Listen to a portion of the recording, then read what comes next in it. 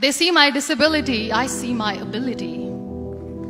They call me disabled, I call myself differently abled. There are some incidents that happen in your life. Those incidents break you, deform you, but they mold you into the best version of you.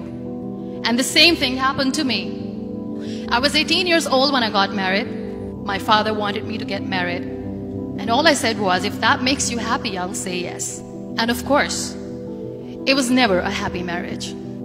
Just about after 2 years of getting married, I met a car accident. Somehow my husband fell asleep and the car fell in the ditch. He managed to jump out, saved himself. I'm happy for him. But I stayed inside the car and I sustained a lot of injuries. The list is a bit long, don't get scared.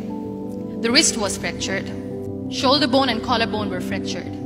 My whole rib cage got fractured. And because of the rib cage injury, lungs and liver were badly injured. I couldn't breathe. I lost urinary bowel control. That's why I have to wear the bag wherever I go. 3 vertebrae of my backbone were completely crushed, and I got paralyzed for the rest of my life. I finally ended up in a hospital where I stayed for 2.5 months. I underwent multiple surgeries. One day, doctor came to me and he said, well, I heard that you wanted to be an artist, but you ended up being a housewife. I have a bad news for you. You won't be able to paint again because your wrist and your arm are so deformed, you won't be able to hold a pen again. Next day, doctor came to me and said, your spine injury is so bad, you won't be able to walk again. Because of your spine injury and the fixation that you have in your back, you won't be able to give birth to a child again. That day, I was devastated. I asked my mother, why me? And that is where I started to question my existence. Why am I even alive? And that is where I realized that the words have the power to heal the soul. My mother said to me, this too shall pass. God has a greater plan for you. I don't know what it is, but He surely has. And in all that distress and grief, somehow or the other, those words were so magical that they kept me going. One day I asked my brothers, I know I have a deformed hand, but I'm tired of looking at these white walls in the hospital and wearing these white scrubs. I'm getting tired of this. I want to add more colors to my life. I want to do something. Bring me some colors, bring me some small canvas. I want to paint. So the very first painting I made was on my deathbed, where I painted for the very first time. It was not just an art piece or just my passion. It was my therapy. And then I was discharged and I went back home. And I went back home and I realized that I have developed a lot of pressure ulcers on my back and on my hip bone. I was unable to sit. There were a lot of infections in my body, a lot of allergies. So doctors wanted me to lie down on the bed straight for not 6 months, for not 1 year, for 2 years.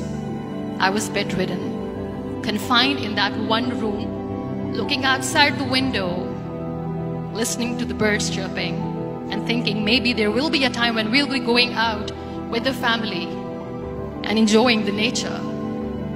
That was the time where I realized how lucky people are. That is the time where I realized that the day I'm going to sit, I'm going to share this pain with everyone to make them realize how blessed they are, and they don't even consider them lucky. That day I decided that I'm going to fight my fears. We all have fears.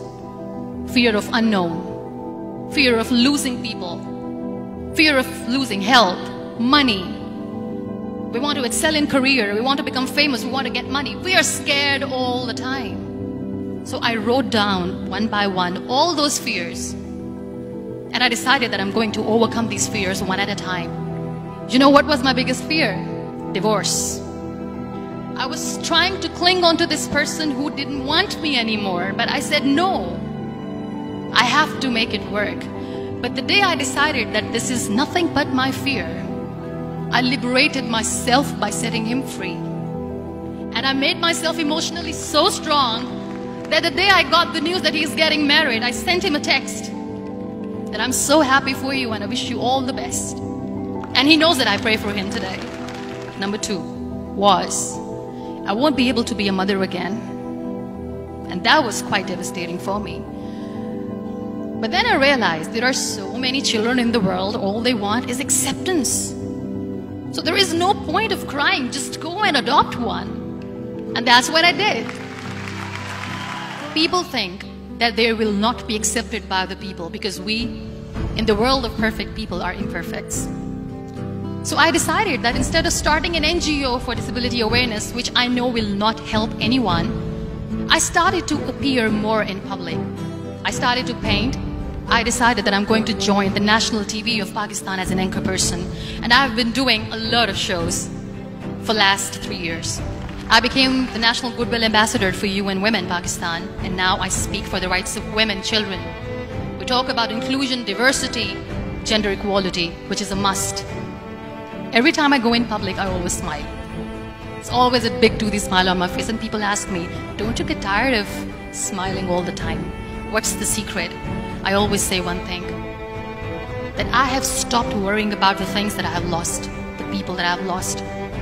Things and people who were meant to be with me are with me. And sometimes, somebody's absence makes you a better person. Cherish their absence. It's always a blessing in disguise. Live your life fully.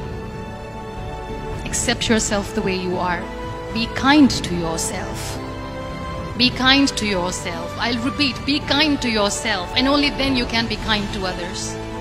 Love yourself and spread that love. Life will be hard. There will be turmoils, there will be trials, but that will only make you stronger. So when you accept yourself the way you are, the world recognizes you. It all starts from within.